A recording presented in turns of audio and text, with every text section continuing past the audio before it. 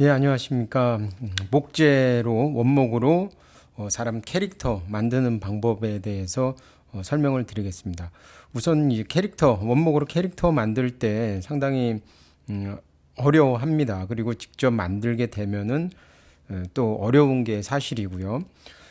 특히 이제 사람 캐릭터를 만들 때 이제 관절 부분들을 어떻게 만들어야 되는지 되게 이제 고민하게 됩니다. 그리고 여러 방법들이 있지만 그 방법이 이제 만족스럽지 못한 결과들이 나오게 되는 경우가 많아서요.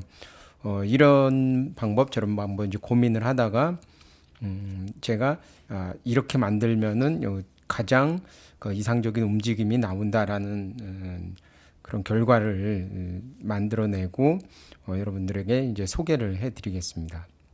자, 우선 발의 움직임을 보겠습니다. 대부분 이 캐릭터에서 발 같은 경우에 이제 사람이 앞과 뒤로도 이렇게 일자로 이렇게 만들어질 수 있어야 되고요. 그렇죠? 그리고 또 앞에 이렇게 앉아 있는 형태로도 가능해야 되겠죠. 그리고 옆으로 이렇게 태권도 할 때 다리를 찢는 것처럼 이런 형태로도 다리가 벌어질 수 있도록 그렇게 돼야 됩니다. 그리고 무릎은 앞으로는 굽어지지 않고 뒤로만 굽어지게 되어 있고요. 그 다음에 발목도 마찬가지입니다. 굽어지는데 이제 한계가 있어야 되는 거죠. 그리고 이 복숭아뼈 있는 부분도 발목이 요만큼씩 움직일 수 있도록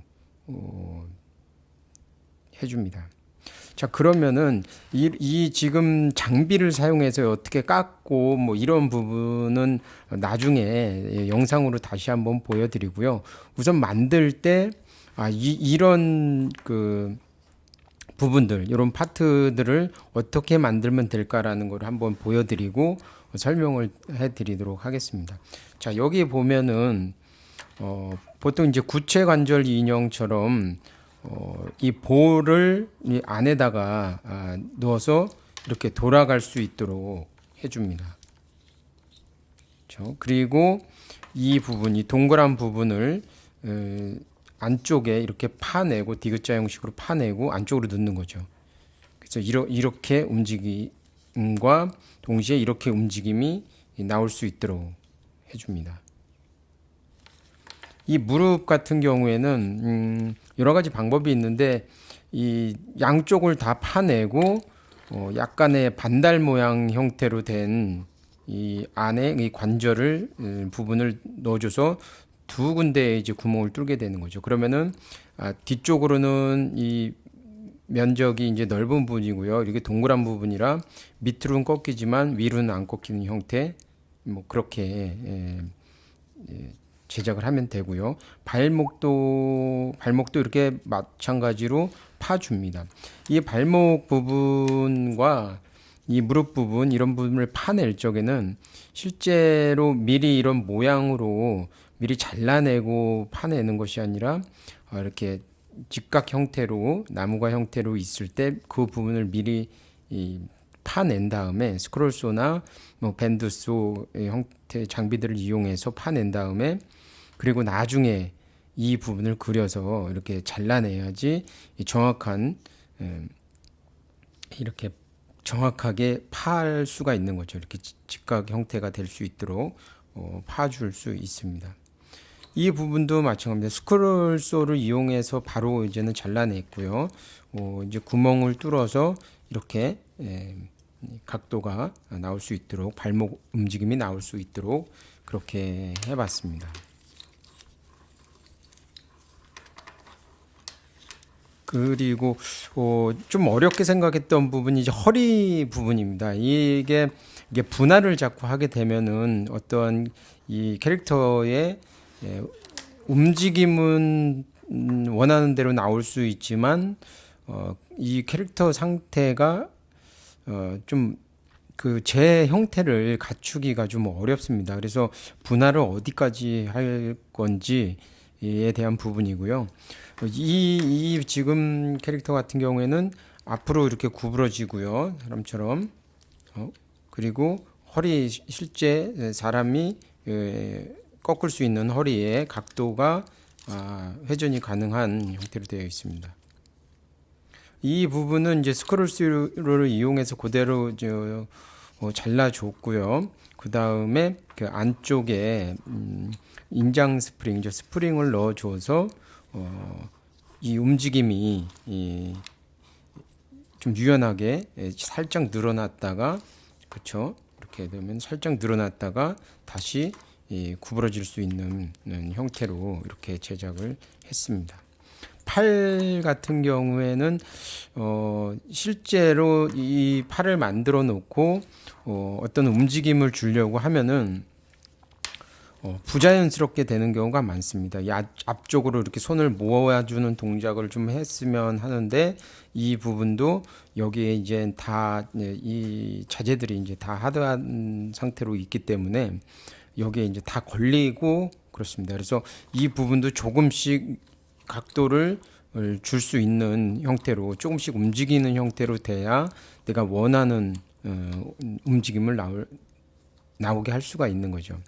그러니까 캐릭터를 만들 적에 어떤 그 사람이 움직이는 가장 그 유사한 움직임이 나올 수 있는 각도, 그리고 사람이 동작으로 움직이지 않는 부분은 움직이지 않게 미리 이렇게 다 캐릭터를 만들어 놔야지 나중에 어떤 그 뭐 이런 동력이라든지 기계 요소들로 움직임을 줄 때, 어떤 움직임을 줄 때 이 캐릭터로 이제 전달이 되겠죠. 전달이 되면은 이 그 움직임이 그대로 전달이 될 수 있는 거죠. 그러니까 전달이 돼서 움직임으로 나오게 될 수가 있는 거죠.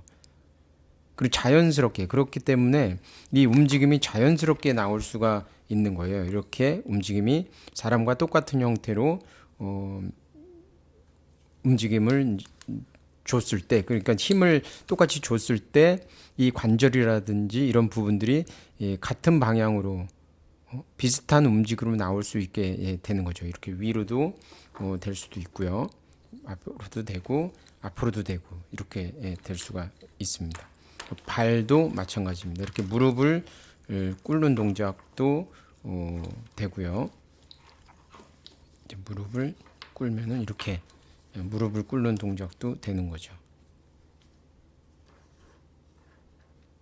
그래서 여러분들이 뭐 재료는 어떤 거를 사용하든지 이런 그 관절에 대한 부분, 어떻게 움직이는 부분을 어떻게 만들 건지 에 대한 부분, 이런 나중에 뭐 3D 프린터나 이런 걸로 이런 부분들을 실제 이게 제작을 하게 되면은 이런 관절 부분을 어떻게 할 건지에 대해서 좀 고민을 하고, 또 이런 걸 참조해서 하게 되면은 보다 이제 그 캐릭터 자체가 좀 완전한 캐릭터로 만들어질 수 있다라고 그렇게 말씀드릴 수 있습니다.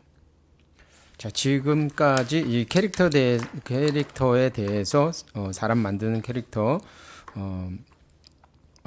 에 대해서 설명을 드렸습니다. 이 부분은 지금 나중에 어떠한 재료가 되든 뭐 만들 때 좀 참고해서 이 관절 부분이라든지 뭐 이 허리 부분이라든지 이런 부분을 참고하시면은 도움이 될 것 같습니다.